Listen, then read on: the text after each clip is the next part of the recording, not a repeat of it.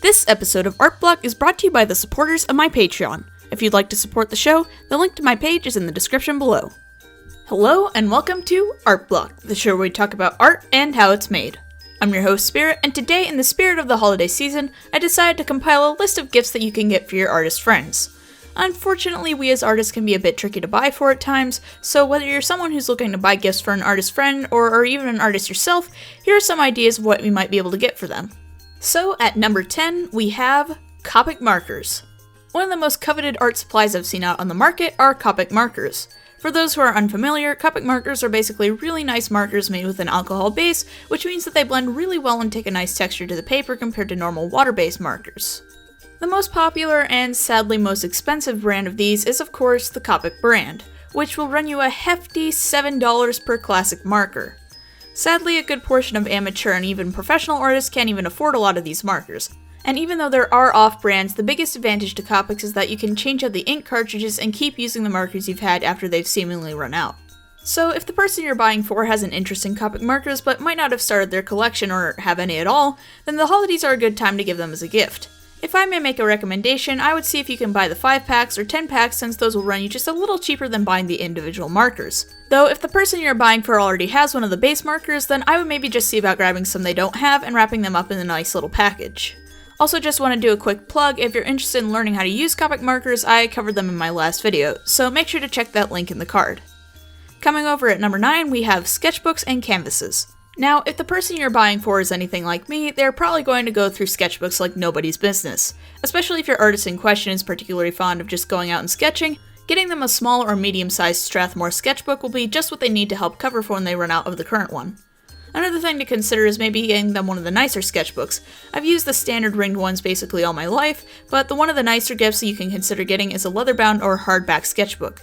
These are a bit nicer and also a bit better for drawing on the go since they're a bit more durable. However, if the person you're getting the gift for is more of a painter, then don't fret. A nice gift you can always get for your painterly compadre is canvases, or canvas packs. Whenever I'm in the mood for painting, I'll always go over to Michael's and pick up a 6-pack of pre-primed canvases, usually 16x20 or 18x24 if I'm feeling like making something a bit bigger. Not to mention, buying them in bulk tends to be less expensive by comparison, so not only does your friend get more canvases, but you'll also be saving some money. At number 8, we also have a custom smock. Almost every artist knows just how messy traditional media can be, and especially for those working with pastels or oil paints, you all know just how hard it is to get out of your clothes. So why not make them a custom smock?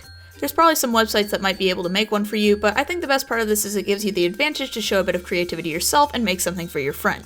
What I would do is just buy a generic smock or apron, depending on the person's needs, and you can either print out and iron on a design, or if you're practiced with needles, maybe do a bit of embroidery.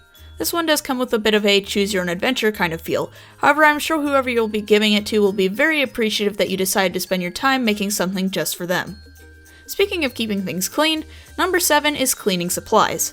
Something I've noticed a lot of people will say is that art studios tend to be very messy and possibly disorganized. However, art is a messy job and, speaking from personal experience, very hard to clean up. So why not get some cleaning supplies? Admittedly, your respective artists might be a little confused, but if you get some cleaning supplies for a specific medium they use, then it might be a little easier than, say, just getting a set of Lysol wipes. One thing I would actually recommend looking into for oil painters is getting them odorless thinner. If you've ever watched anything with Bob Ross, you might have seen him using his brush in a small can of what looks like water, but in fact it's actually full of a chemical that helps disintegrate the oil paint off of the brushes. However, maybe your artist isn't exactly the traditional type. Well, that's where we come to number 6. Digital software. Though it is relatively cheaper in the long run, digital software can cost you a pretty penny, especially the professional grade stuff. Though there are a lot of free alternatives, I've found nothing quite beats having the Adobe Creative Cloud. So if you're getting someone a gift, why not a license to professional grade software? Admittedly, you might have to see how skilled they are with digital art, because you don't want to buy a $50 a year license for someone who isn't experienced at all. However, if they have a tablet and have been using a program like Fire Alpaca or GIMP for a while, Photoshop will definitely be a nice upgrade. This is also a really good option for those of you who are wanting to branch out a little bit with their creative media. For instance, if you have someone who's interested in animation or maybe trying out vector work, buy them a license to Adobe Animate or Toonboom. If I'm going to recommend a few softwares, the main ones I would look into are Photoshop for illustration, Animate for animation, and Premiere for editing software. Those are my general roster for what I use, and they are very good quality. I actually have my parents to thank for providing me my first Creative Cloud license back in ye olde days of 2013. But what if your artist doesn't have the right tools for a software? Well, at number 5, we have a new tablet. This is possibly the best gift you can give to someone who's wanting to learn digital art. If they're just starting out, I would maybe give them something small like a simple Intuos Straw or one of the smaller, simpler USB tablets from Huion or Gaomon. Either that, or it's a perfect opportunity to buy an upgraded tablet for an already practiced digital artist. Maybe it's just me, but that I found that the more time goes by, the more I use my tablet, and the more tablets I've gone through. Just to use an example, I've been doing digital art for almost every day since 2013, and since then I've gone through 3 tablets and I'm already on my 4th. Of course, depending on how often the person you're buying for draws or uses the tablet comes to mind.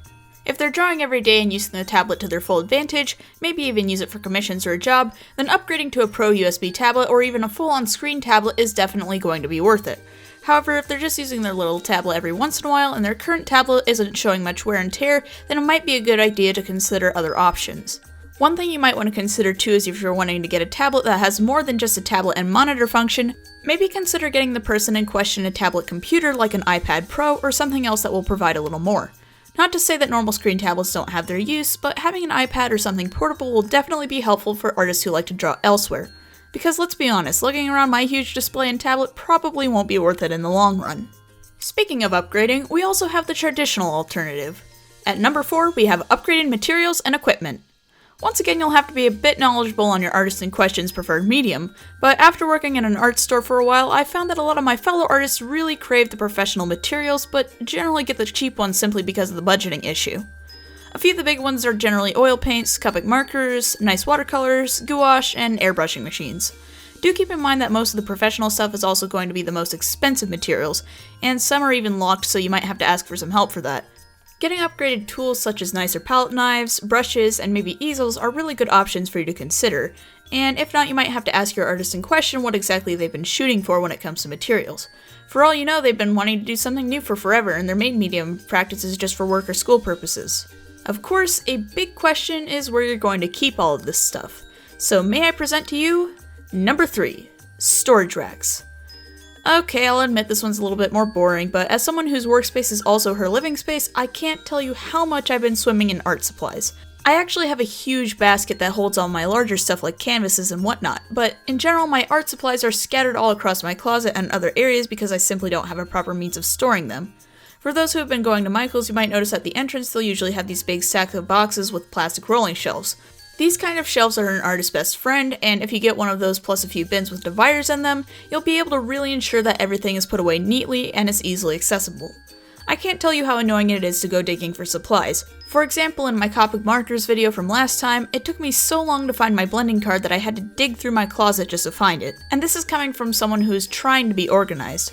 Not to mention, having ones that are colorful helps you keep track of where it is in an easy fashion. And number 2, we have gift cards and memberships. Okay, aside from straight up giving them money, a great way to help both budding and professional artists alike is to give them gift cards and other memberships to their favorite suppliers. Gift card stores to Michael's, Joann Fabrics, and Hobby Lobby are a great way to ease the load of purchasing supplies, and given how many discounts those stores run, I'm sure you'll be able to find a good deal. Memberships to classes and discount memberships are also really helpful. The former is especially good for young budding artists who are looking to get their foot in the door with art. Sad to say it, but as much as I try, I personally believe that an in-person lesson will be far more valuable and effective done right than an online tutorial. I have been looking into doing live workshops, but ultimately one of the best ways to help artists, especially younger ones, are purchasing lessons and workshops for them to participate and grow in. And last but certainly not least, we have number 1, art and other custom-made crafts. It is really from my experience that artists really appreciate stuff that is custom made for them, especially if it's made by you. Even if you're not a particularly creative type, even just printing something out of their character onto a t-shirt or having it made into a mug or something that will at least show them that you were thinking of them and that you were trying. Something I will just say beforehand, you might want to ask them for a picture of their character if they have one at all. Because from my experiences, a lot of artists will generally have a watermark or some sort of marking on their publicly posted artwork to show that it's theirs. Not to mention, I know a few people who tend to scale down their artwork, so having pixely artwork on something larger generally won't look super great. I would also make sure that what you're printing out is in fact their artwork and not something they may have commissioned or gifted. I know it might be hard to tell apart, but sometimes I personally would feel bad if an artist who I only paid for the artwork found out that I also had gotten their work printed onto a t-shirt. If you really need to be sneaky about it, maybe just ask them for a full resolution picture to use in future for reference. Ultimately, it'll probably vary from person to person, but if you can pull a speech 100, then I'm sure you'll be okay. Another idea that you can do if you're absolutely unable or unwilling to make something yourself is commission a piece of art for your artist in question. Maybe they have a character they'd like to see drawn by a certain artist, or would like to see their character in a certain artistic style. I personally really love when my characters are drawn in other styles because it helps me get some ideas for future art. Well, and I just like getting art, but that's besides the point. And that's my top 10 gifts for artists. Is there anything on this list that particularly spoke out to you? Are there things that you'd like to see that didn't make it onto the list? Drop your thoughts in the comments below. I'm looking forward to hearing from you. And that's about it for today. If you liked what you saw and you want to see more, make sure to subscribe and hit the bell. It supports me and is practically free. Also be sure to follow me on Twitter and DeviantArt where I post artwork and updates about the show. I also have a Discord server where gold ranking patrons get their own special rank and access to a private channel. Thank you all so much for watching. I'm Spirit, and I would like to wish everyone a happy holiday season.